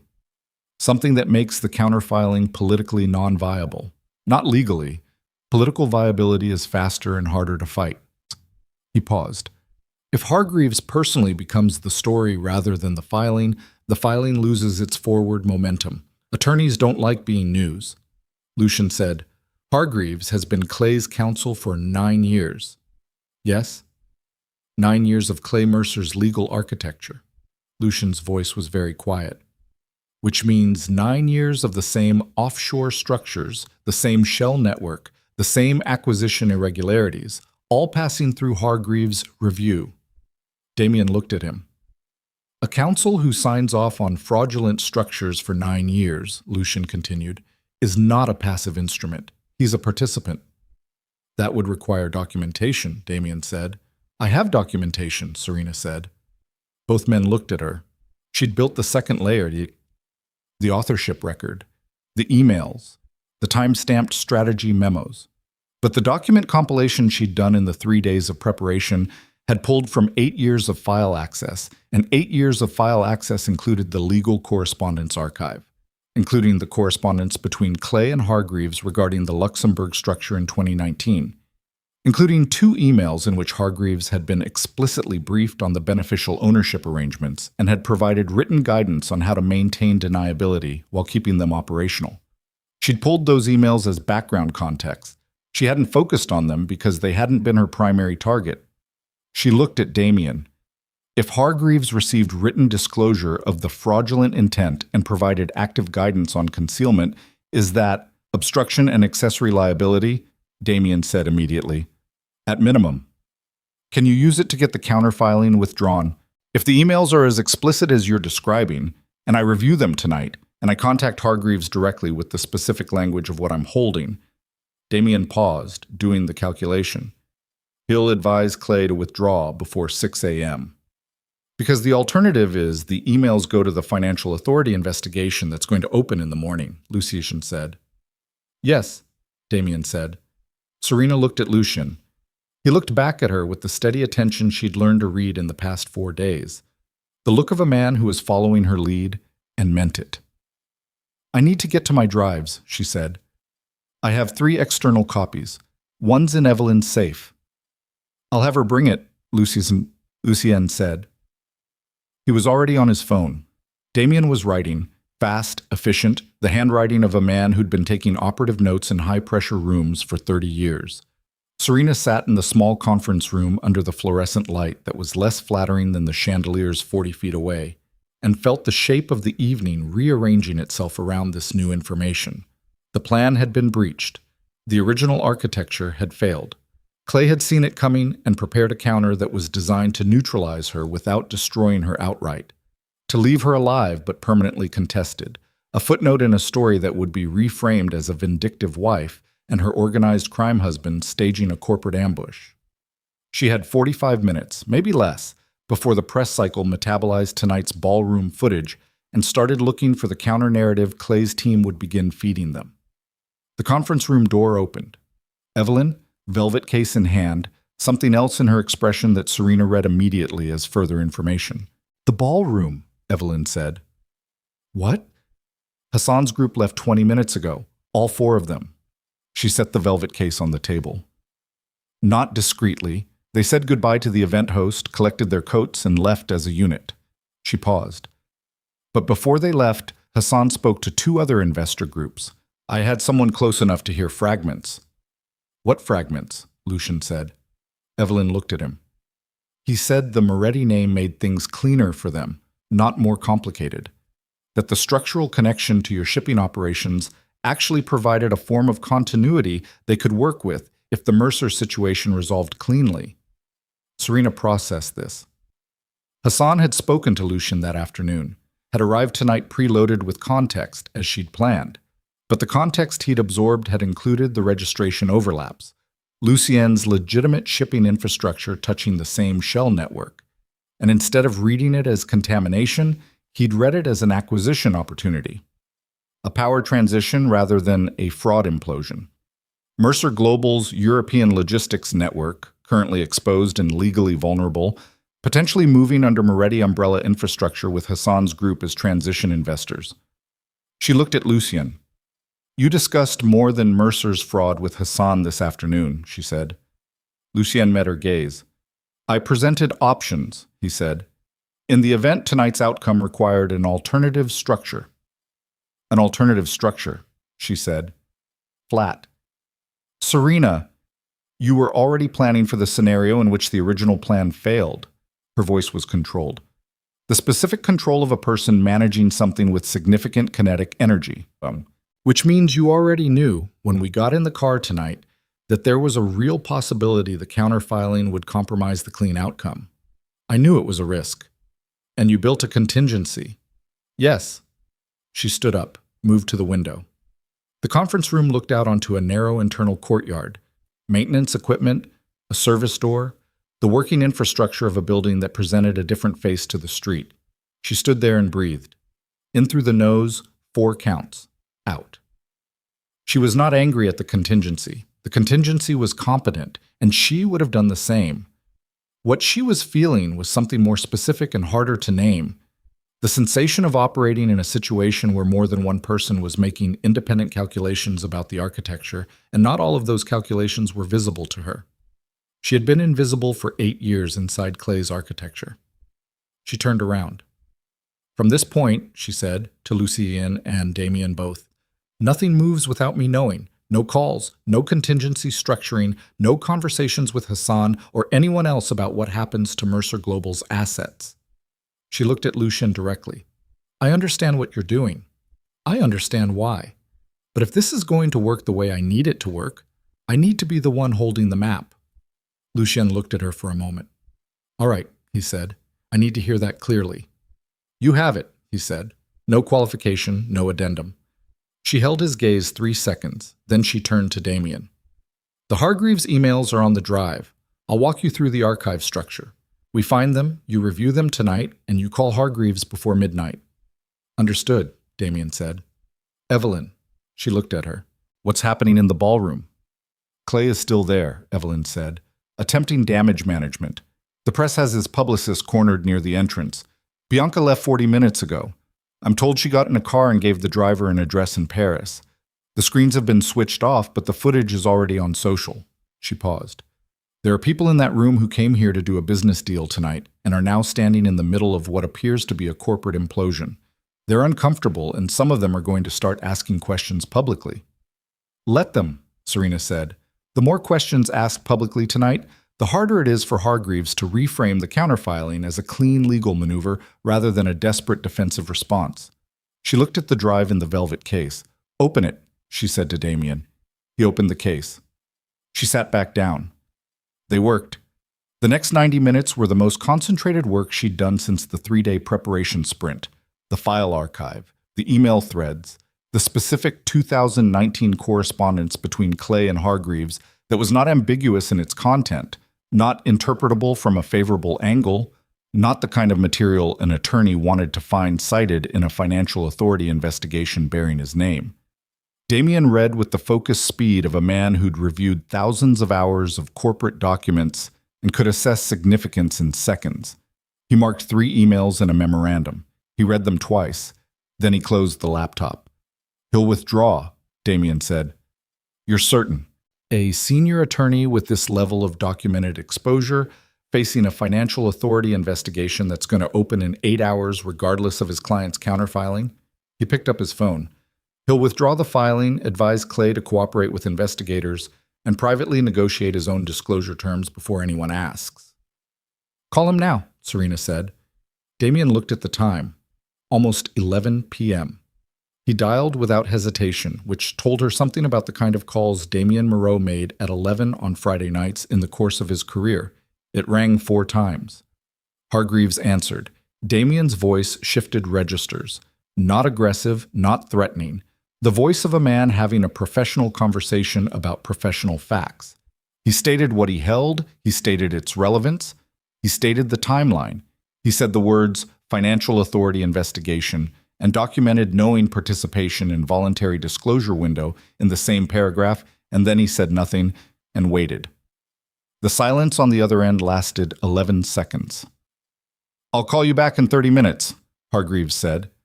Damien ended the call. He looked at Serena. 30 minutes, he said. She nodded. She looked at Lucien. He was standing near the door, jacket slightly open, the controlled stillness of a man who'd been running at high intensity for hours and was managing it through economy of movement. He looked like someone who had been in rooms like this before. Not this specific configuration, not this specific cast of people, but the general architecture of a situation where everything was in motion and the outcome was still undecided, and the next 30 minutes would determine the shape of everything that followed. He looked back at her. Neither of them spoke. Evelyn's phone buzzed. She checked it, looked up. "Clay left the ballroom," she said. "Where?" Lucien said. "His car, driving." She checked the message again. "He made 2 calls from the car. My contact at the hotel overheard the second one while Clay was still in the lobby." She looked at Serena. "He called someone at the financial authority, preemptively. He's offering voluntary cooperation in exchange for immunity," Serena said. "Partial," Evelyn said. "He's giving them names, other people in the network, suppliers, acquisition targets, 2 politicians." She felt the room go very still. Clay was not cooperating because he'd decided honesty was the correct posture. Clay was cooperating because he'd recognized in the past 45 minutes that the counterfiling had failed before it launched, and that voluntary cooperation was now his only remaining asset. He would walk into the financial authority investigation not as its primary target, but as its primary informant. He would trade names for a reduced exposure. He would survive, diminished, stripped of the empire, publicly disgraced, but survive, which was more than the evening had looked like from his position 90 minutes ago. She had planned to destroy Clay Mercer. Clay had planned to survive her. The difference between those 2 plans had always been the variable she hadn't fully modeled, and she was looking at it now with the cold, clear attention of someone who'd taken a significant hit and was still standing and needed to decide in the next 30 minutes what standing still actually meant. Damien's phone rang. He answered. Listened for 22 seconds, said 3 words, ended the call. He looked at Serena. "Hargreaves is withdrawing the filing," he said. He'll have documentation to Damien's office by 6 a.m. The counterfiling was dead. The financial authority investigation would open in the morning with Clay as a voluntary cooperating witness, which changed the shape of the investigation but did not change its existence. The documents on the screens, her documents, her 8 years of evidence, were already in the hands of journalists and investors and the financial press. That couldn't be walked back. The story was written. The morning would carry it. She sat in the conference room chair for a moment. The fluorescent light, the maintenance courtyard visible through the window, Damien capping his pen, Evelyn quiet near the door. Lucien watching her with the careful attention of a man who understood she needed a moment and was giving it without making it visible. She thought about what Clay had said in the corridor. "You're destroying me." And what she'd said back, "No, I'm revealing you." She'd believed that distinction cleanly, said it cleanly, meant it cleanly. But sitting here now, in the mechanics of the aftermath, she could feel the distinction had been more complicated than it sounded. She'd wanted to reveal him, and she'd wanted to destroy him, and those two things were not the same operation, and she'd run them simultaneously as though they were. Clay would survive. Not intact, not with the Empire, but alive, legally reduced but not imprisoned, his name in the press for the wrong reasons but not in a cell. He would find some version of a life in the wreckage, smaller, ordinary, stripped of the architecture of other people's labor, but a life. She had built the documents. She had walked into the ballroom. She had put the truth on the screens in front of every investor and journalist and camera in London's most significant corporate room, and he was going to survive it. She looked at the window. "Serena," Lucien said. She looked at him. "The financial authority investigation runs now regardless of Clay's cooperation terms," he said. "He cooperates. He receives partial reduction. But the investigation itself, the full scope of the fraud, the offshore structures, the acquisitions, that's 8 years of material the authority will now have in documented detail." He paused. He walks away reduced, not free. "I know," she said. "Is that enough?" She thought about the question, the honest version of it, not the version she'd been carrying as a clean narrative for 3 days. Was it enough? She thought about the woman in the photograph on her office wall, about what that woman had been building toward before she spent 8 years building toward something else, about what it meant that the answer was not the clean devastation she'd planned, but something messier, more ambiguous, more like the actual texture of outcomes in the actual world. She thought about Veil Noir International, the company she was going to build with her own name and her own history, and nothing borrowed from the architecture of Clay Mercer's ego. She thought about Lucien, 30 minutes ago, saying "you have the map," and meaning it. She looked at Damien. "What do I need to do tonight to make sure my name is clean in the investigation?" "File a voluntary disclosure package in the morning," he said. "I'll prepare it overnight. Advisory council status, full documentation of your role, clear delineation from beneficial ownership. With the Hargreaves withdrawal and Clay's cooperation, the authority will have no reason to contest your position." "How long before I'm formally cleared?" 6 weeks, maybe 8. 6 to 8 weeks of her name inside an investigation she'd chosen to trigger. Known cost. Acceptable. "Do it," she said. Damien stood, gathered his materials. He paused at the door. "For what it's worth," he said, "tonight was the most significant single piece of corporate exposure work I've seen in 15 years of practice." He said it without flattery, in the tone of professional assessment. "The authorship documentation alone will be studied." He left. Evelyn crossed to her, stood in front of her for a moment, and the look between them was the look of two women who had built something complicated together and both knew what it had cost, and neither needed to say it. "Go home," Evelyn said. Not her home. Their home. The understanding already existing between them that the penthouse was over as a concept. "I will," Serena said. Evelyn left. Lucien stayed. He came and sat across from her in the chair Damien had vacated. The conference room was quiet now, the controlled quiet of a space where significant things had been decided, and the air had absorbed the weight of them. She could hear faintly the ballroom from 40 feet away, still occupied, still running, the sound of an event that had become something other than intended and was still trying to locate its ending. She looked at him. "The registration overlaps," she said. "When the investigation reviews the Shell network." "My attorneys will handle it," he said. "The legitimate shipping documentation is clear. The overlaps are coincidental in legal terms and fully documentable as such." "You're certain?" "I've been certain since Wednesday. That's partly why I didn't lead with it." She held his gaze. "Lucien, if I find out there are other things you calculated I didn't need to know." "You won't," he said. "Not after tonight." She believed him, not with the uncritical belief of a person who needed something to be true, with the specific credence given to a statement made by someone who just demonstrated they were capable of disclosure at personal cost. "Sicily," she said, "whenever you want." She looked at the window, the courtyard, the ordinary working infrastructure of things that had nothing to do with any of this. 2 weeks, she said. "I need to build the disclosure package and establish the first structures for Veil Noir and—" She stopped. Felt something in her chest that was not yet the thing she'd felt in the corridor when Evelyn called. Not the cold shock of a plan breached, but the first cautious possibility of its opposite.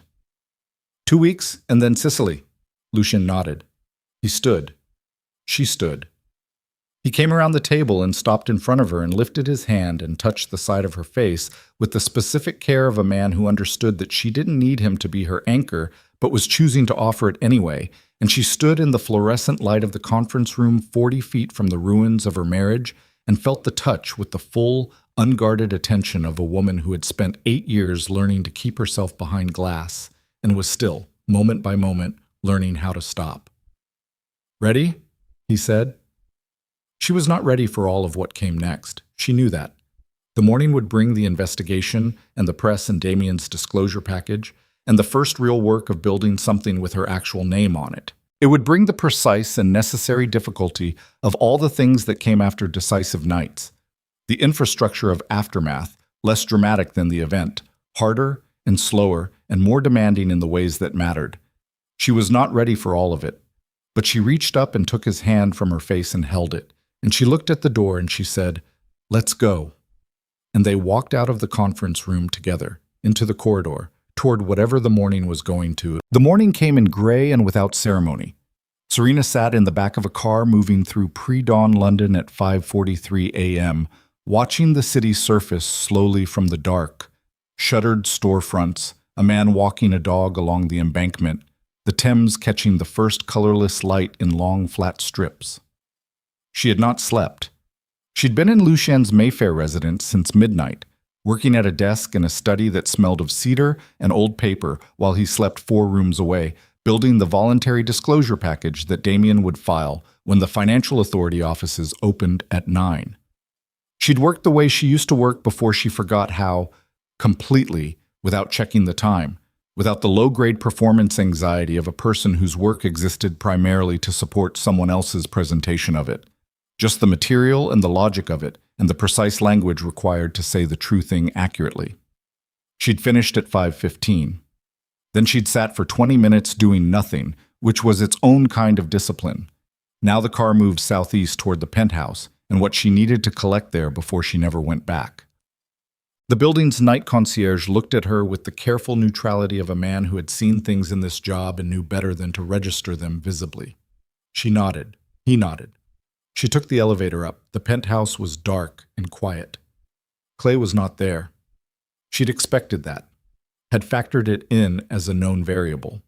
After last night, he would be somewhere with his remaining attorneys, or with whoever was left in his circle willing to sit across from him after what the ballroom had broadcast to the world. Not here. She moved through the rooms with a flashlight from her bag, precise and unhurried. She'd already taken the critical materials 3 nights ago. What remained was a small number of physical objects. The rest of her grandmother's jewelry in the bedroom safe, a photograph of her mother taken in 1987 that she'd kept on a shelf in the private office, the Cambridge certificate she wanted to carry herself rather than leave to Damien's logistics. She spent 11 minutes in the penthouse. She did not turn on the main lights, did not sit on the furniture, did not stand at the window to look at the London view she'd been standing at for 8 years. She had a specific productive relationship with that window now. She'd looked at it enough times and knew what it held and was done requiring it to mean anything. She took what she came for and left. In the elevator going down, she held her mother's photograph under the flashlight beam and looked at it briefly. A woman in her mid-30s standing outside a building in Birmingham, laughing at something out of frame, completely unguarded. Her mother had built a small textile import business on almost nothing and sold it before Serena was 10 and always spoken about that period as simply what she'd had to do. No mythology around it, no narrative of sacrifice or heroism, just work and outcome. Serena put the photograph carefully in her bag. The elevator reached the ground floor. She walked out into the morning. Damien filed the disclosure package at 9:04. Serena was present. Not required to be. Damien was entirely capable of managing the submission. But she needed to be there physically, needed the specific embodied experience of standing in the room where the document went in with her name on it as the person who'd chosen to submit it. 8 years of being background to Clay's documentation. This one carried only hers. Damien had been awake all night too. She could see it in the precise way he was moving. The conserved energy of a man running on professional momentum rather than rest, every gesture slightly more deliberate than usual. He submitted the package, received the acknowledgement, turned to her. "The authority will make first contact within 3 to 5 business days," he said. "Given Clay's overnight cooperation notification, they'll likely expedite." "And Marcus Hale," she said. "I filed a separate professional conduct referral this morning," Damien said. "He'll face disbarment proceedings. That's a separate track, but it runs." She nodded. "Serena." He looked at her with the directness of a man who'd been doing this work long enough to say difficult things without performing the difficulty. "Clay's cooperation deal. The names he's giving the authority. 2 of them are suppliers Lucien's operations have intersected with in the past. Not closely, not in ways that create liability, but intersected." She held his gaze. "Lucien knows." "His attorneys were notified at 7 this morning," Damien said. "I wanted you to hear it from me also." "I appreciate that." "It won't affect the investigation of your interests," he said. "But it will be in the press when the cooperation terms become public. His name will appear in proximity to the supplier connections." "I know," she said. "You're all right with that?" She thought about the car ride, the hand, Sicily in 2 weeks, the specific weight of building something new in proximity to a man whose world had its own gravity and its own costs, and who had told her the truth about the registration overlaps at the moment he judged she most needed it, not the moment most convenient for him. "I'm all right with it," she said. Damien looked at her for another second. Then he extended his hand. She shook it. "Welcome back, Serena Vale," he said. She walked out of his office into a Tuesday morning that smelled of rain and bus exhaust and the ordinary ongoing fact of London doing what London did. Continuing, indifferent, offering no particular acknowledgement that anything significant had happened inside it. She flagged a car. She called Evelyn. "The press is running it this morning," Evelyn said before Serena spoke. "Front page financial. The ballroom footage has been viewed 2.4 million times as of 40 minutes ago. 3 major financial outlets have already published the authorship analysis. One of them pulled your Cambridge records independently." A pause. "Your name is everywhere, Serena, as the subject, not the footnote." She sat in the back of the car and felt this land. Her name, in print, in the financial press, attached to the work, to the documented reality of what she'd done for 8 years, to the woman in the photograph on her office wall who'd been first in her cohort at Cambridge and hadn't stopped being that person simply because she'd stopped using her publicly. "Clay?" she said. "His publicist released a statement at 8, Evelyn said. 4 sentences. Acknowledges cooperation with financial authorities, no admission of specific wrongdoing pending investigation, no mention of you by name." Not mentioning her by name. To the end, the instinct to manage her visibility. "Bianca Laurent landed in Paris this morning," Evelyn continued.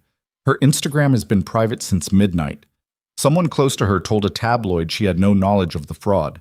I believe that's probably true." Serena believed it too. Bianca had been young and ambitious and positioned by a man who needed a particular kind of woman beside him and had selected accordingly. She'd been used differently than Serena had been used, but the essential mechanism, a man determining what utility a woman served and deploying her accordingly, was the same machine. She felt no particular warmth toward Bianca Laurent. She felt no particular malice either. "What do you need from me today?" Evelyn asked. "Nothing," Serena said. "You've done everything, more than everything." "It was the most interesting 3 days of my professional life," Evelyn said. "I want that on record." Serena almost smiled. It arrived differently than the controlled expressions she'd been deploying for 3 days. Something that came from a place that hadn't been fully accessible since the private office closed, and the desk went dark, and the Cambridge certificate stopped being a thing she looked at regularly. "I'll call you about the Veil Noir launch strategy," Serena said. "I'll be waiting," Evelyn said. 3 nights after the gala, Clay came. She'd anticipated this too, had known with the specific certainty of 8 years of close proximity that he would need to see her in person before any of this became fully real to him. Clay had always processed things through confrontation, not violent, not aggressive in the physical sense, but the specific confrontation of a man who needed to look at the source of his difficulty directly before he could accept that it was real. She was at Lucien's Mayfair residence, her residence now, for the immediate term, while the logistics of the permanent arrangement organized themselves. Lucien was there. He didn't leave when Clay's name came through from the door security. He didn't offer to leave. She didn't ask him to. Clay came up. He looked like 3 days of bad sleep and intensive legal consultation, which was accurate. The suit was correct, but worn without attention. The jacket slightly off-center. The collar with the compressed look of a man who'd put it on in a car. His face had shed the final layers of the public-facing performance she'd lived alongside for 8 years. What remained was the actual face, older than the performed version, less clean, more legible. He stood in the entrance of the sitting room and looked at her where she sat with a glass of wine she'd been holding without drinking for an hour. He looked at Lucienne near the fireplace. He looked at the room itself, the specific quality of a space that belonged to power of a different order than anything Clay had ever assembled, and which now contained his ex-wife as a resident rather than a visitor. She watched him take all of this in. She didn't stand. "Sit down, Clay," she said. He sat, on the edge of the chair across from her, the sitting posture of a man whose body hadn't fully committed to the position. He looked at his hands for a moment. Then, "The authority contacted me yesterday, formally." His voice was stripped down, the ordinary voice of a man in a room without an audience, without the resonance he'd been adding to it for 30 years of professional performance. "My attorneys and I spent 6 hours yesterday." He paused. "It's real." "Yes," she said. "The Luxembourg entities are being dissolved under investigation. The Aldgate acquisition is being reviewed for recovery." He looked up. "The merger announcement, the Blackwell deal. The other parties withdrew Monday morning." "I know," she said. He was quiet for a moment. "You knew about the Hargreaves emails," he said. "When you told me in the corridor that you already knew about the filing, you weren't just telling me about the counterfiling. You'd already identified his exposure." "Yes." He absorbed this. The specific absorption of a man recalculating a sequence of events he'd believed he understood and finding that his version of the sequence had been incomplete. "How long have you had those emails?" he said. 8 years, she said. "I never needed them until now." He looked at her. "I built that structure," he said. It was an accusation. It was the flat statement of a man arriving at a truth he'd been maneuvering around for years. "The Luxembourg structure, the acquisitions. I signed them, and I presented them, and I believed I understood them." He stopped. "But I didn't build them." "No," she said. "You built them." "Yes." He held her gaze. Something moved through his face. Not the shock response she'd seen in the ballroom, not the desperate calculation of the corridor. Something quieter and harder to watch because it was more genuine. The specific grief of a man who had had something real and had not known what it was until it was completely gone. "I knew," he said. "I don't think I told myself I knew, but I knew." She said nothing. That the work was..." He stopped, tried again. "I knew you were carrying things I couldn't carry. I knew the strategies were better than anything I could have produced. I told myself it was collaboration, that there was no meaningful distinction between your work and mine because we were married. He looked at his hands again. I told myself that. I know, she said. It wasn't true. No. He was quiet for a long time. The fire in the fireplace made the room's shadows move. Lucien had not moved from his position near the far wall, present, neither participatory nor removed, the specific quality of someone who understood that this conversation needed to happen, and that his role in it was to exist in the room rather than in the exchange. Are you happy? Clay said. It came out differently than she expected. Not bitter, not rhetorical, genuinely asking the way people ask when they've finally exhausted every other available question. She thought about it honestly. I'm clear, she said. I don't know yet if that's the same thing as happy, but clear is enough for now. He nodded slowly. Bianca, he said. Not as a subject requiring discussion, just the word, carrying the weight of everything it represented. The girl he'd believed he was protecting from something. The performance of a man who needed to see himself as choosing rather than taking. She's in Paris, Serena said. I know. He was quiet. I told myself I was hiding her from the corporate world, that she was too young, too exposed, that I was managing her visibility for her protection. He paused. The same thing I told you. Serena held the wine glass. The same thing, she said. Yes. His voice was very quiet. I know what that means about me. I'm not... He stopped. I'm not asking you to absolve any of it. Good, she said, because I can't. He looked up at her directly, and she returned the look with the level attention of a woman who had no residual performance left in her. No residual warmth to offer, no residual resentment either, because resentment required maintaining an attachment to the injury, and she had been steadily releasing that attachment since the night she stood at the penthouse window with his phone screen glowing in front of her face.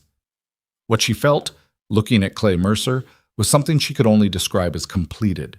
Not victory, not forgiveness. Something more like a door that had been closed on a room she'd been moving through for 8 years, and the room was behind her now, and she was standing in the hallway. What happens to you, she said. After the investigation. He breathed. Reduced, fined. The authorities' cooperation deal keeps me out of criminal prosecution if I deliver the full supplier network. Which I'm doing. He paused. I lose the company. I lose most of it. He looked around the room briefly, and she understood he was seeing the contrast. I'll have something, not this. It was never yours, she said. Not viciously, just accurately. He didn't argue. I should go, he said. He stood. He straightened his jacket with the automatic gesture of a man who'd been straightening his jacket in professional environments for 30 years and did it now in the sitting room of his ex-wife's new residence with Lucien Moretti watching from the fireplace, and it was both a small thing and a very large one. He looked at her. I'm sorry, he said, not as a strategy, not for legal purposes. His voice held the specific flatness of a man saying a true thing he knew wouldn't change anything and was saying it anyway.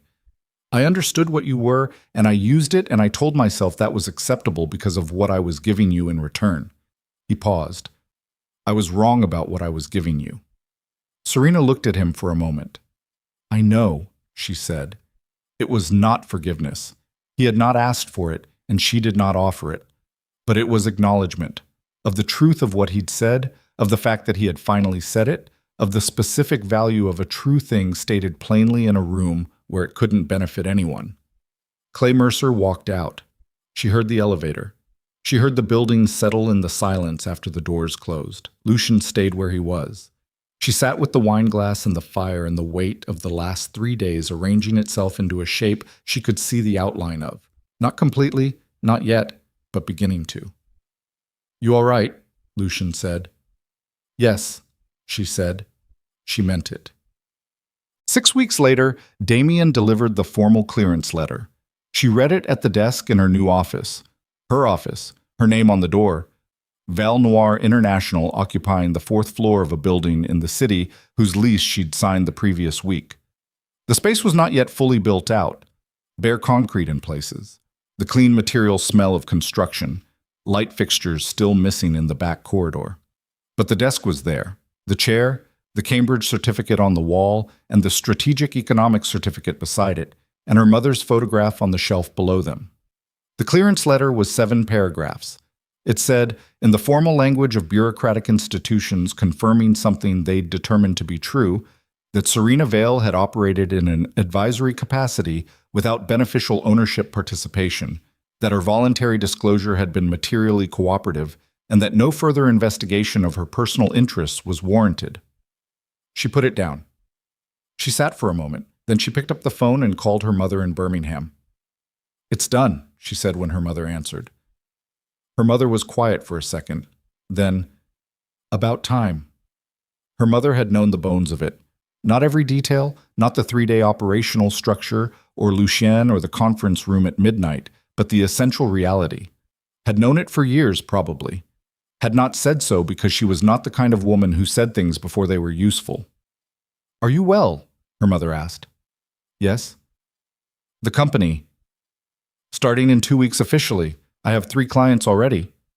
"Of course you do," her mother said, in the tone of a woman confirming something she had never doubted. She said goodbye, ended the call, and sat in her half-built office with the morning light coming through the south-facing windows and landing on the concrete floor in long, bright parallelograms. She thought about what she needed to do this afternoon. 3 items on her list. 2 client calls and a meeting with the structural engineer about the remaining build-out. Ordinary, operational, the specific texture of a life being constructed rather than performed. She pulled the first client file and opened it. She worked.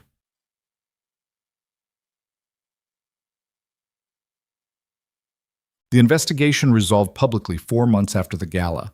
Clay Mercer received a financial penalty and a 5-year prohibition from serving as a director of any regulated entity. He did not receive criminal prosecution. His testimony had been, according to the authorities' public statement, comprehensively cooperative, which was the formal language for a man who had delivered enough other people to earn his own reduction. Mercer Global Logistics entered administration. Its European assets were acquired in a structured process. Some of those assets, the shipping infrastructure, 3 logistics contracts, a warehouse network in Rotterdam, moved into a Moretti subsidiary. This was reported in the financial press with the particular framing of corporate opportunity identified during industry disruption, which was accurate and which was also, Serena knew, the outcome of the conversation Lucien had been building with Hassan's group since before the gala. She did not manage the press on this. She let the reporting be what it was. Her own coverage had settled into a different register by this point. 3 profiles in major financial publications, 2 features in international business press, a long-form interview in a magazine that ran under a headline she had not chosen but could not object to because it was accurate. She was the person the coverage said she was. That was still strange. She was still learning to be in a room with that, with the specific exposure of existing publicly as herself. 2 months after the investigation closed, she gave a lecture at her old Cambridge faculty. She'd been invited. She'd said no twice and then yes once. Not because she wanted the platform, but because the department head, a woman who'd been junior faculty when Serena was a student, had called personally and asked her, and that call had been harder to decline than the formal invitations.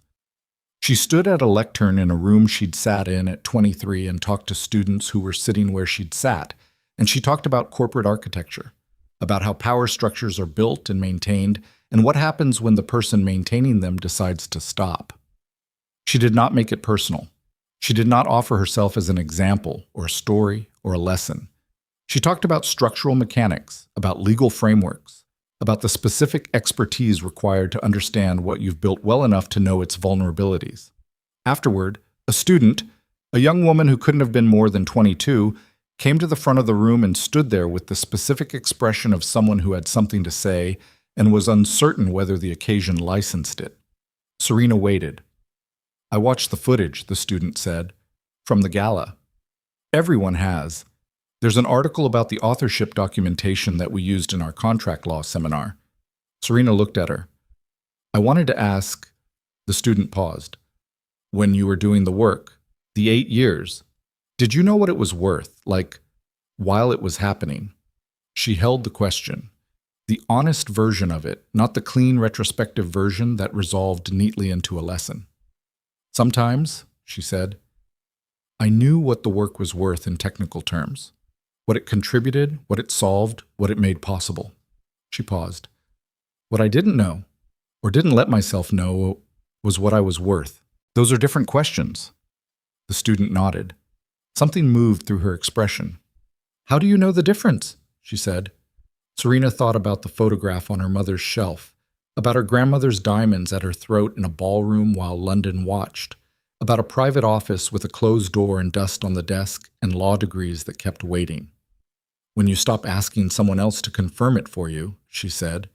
She walked out of the lecture hall into an autumn evening that smelled of leaves and rain and the specific sharp cold of October in Cambridge, and she stood outside for a moment, breathing it in.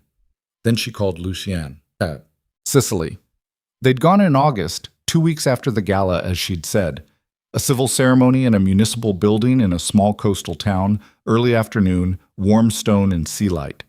Damien and Evelyn as witnesses. The ceremony in Italian, which she didn't speak and Lucian did, and she'd followed his voice through it the way you follow something that you don't need to translate to understand. Afterward, they'd eaten on a terrace overlooking water that was so specifically blue, it seemed like something a person would invent rather than encounter. They'd talked about ordinary things. They'd been quiet, in the way people are quiet when they are in possession of something real and don't require it to be narrated. She thought about what Lucian had said in the car, the night of the gala, when he'd asked if she was choosing what she was moving toward, rather than only what she was moving away from. She had answered him. She had meant it, and the months that followed had tested that answer against the actual texture of what it meant to build a life in proximity to a man with a world like his. The complexity of it, the specific costs, the moments that required her to hold more than one true thing at the same time. She had held them, not without difficulty, not without the particular friction of two people who both held their own architecture and had to learn how to exist in the same structure without one of them sublimating for the other's benefit. There had been 3 significant disagreements in 4 months, real ones, the kind that required actual resolution rather than management. They'd resolved them, not cleanly, not without cost, but through the actual mechanism of 2 adults who took each other seriously enough to be honest rather than comfortable. She understood by October that this was what it looked like when the alternative to Clay wasn't an idealized opposite, but a real person with real weight, who required real engagement and gave it back in kind. It was harder than she'd imagined. It was better than anything she'd had before. One evening in late October, she worked late in the Vale Noir office. The build-out was complete now. Clean lines, the desk centered under the south windows, the Cambridge certificate and the strategic economics certificate, and her mother's photograph arranged exactly as she'd placed them on the first day. 3 clients had become 7. She had hired 2 associates she'd known from her early career and vetted with the specific thoroughness of someone who understood what it cost when the people you trusted with your information failed that trust. She was reviewing a contract at 9 p.m. when she became aware of how quiet the building was. She stopped working. She set the pen down.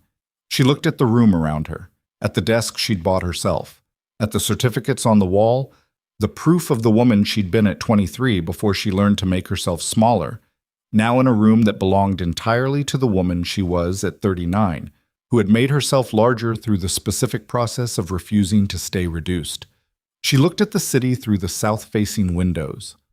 London doing its thing, amber and black, traffic and light, and the Thames somewhere south of it, catching the reflections of everything built along its banks. She thought about the woman who had stood at the penthouse window 8 years ago and begun the long, slow accommodation of her own disappearance. She thought about that woman standing at this window now. Not the same woman. Not a recovered version of the same woman, as though the 8 years were a detour from a route that had been waiting. Something different. A woman made from both the before and the after. From the Cambridge degrees and the dust on the desk, and the gala, and the corridor at midnight, and Sicily in August, and the morning she'd watched her ex-husband sit in a chair in another man's sitting room and finally say a true thing too late to change anything. She thought about what she'd told the student in Cambridge. When you stop asking someone else to confirm it for you. She turned off the desk lamp. She collected her coat. She took one more look at the room before she turned off the main light, the desk, the certificates, her mother's photograph, the city outside the windows, and she held it for exactly as long as it took to know she would carry this moment in the same place she carried the others, the collection of moments that constituted the record of a life being lived on its own terms. Then she turned off the light. She walked out into the hallway. She locked the door of Val Noir International behind her, her name on the glass, her hand on the key, and she took the elevator down and stepped out into the London night and felt the cold air on her face and kept walking. No shadow behind her, no shadow in front. Just the city and the night and the sound of her own footsteps moving forward at exactly the pace she had chosen, toward exactly what she intended. That was all. That was enough.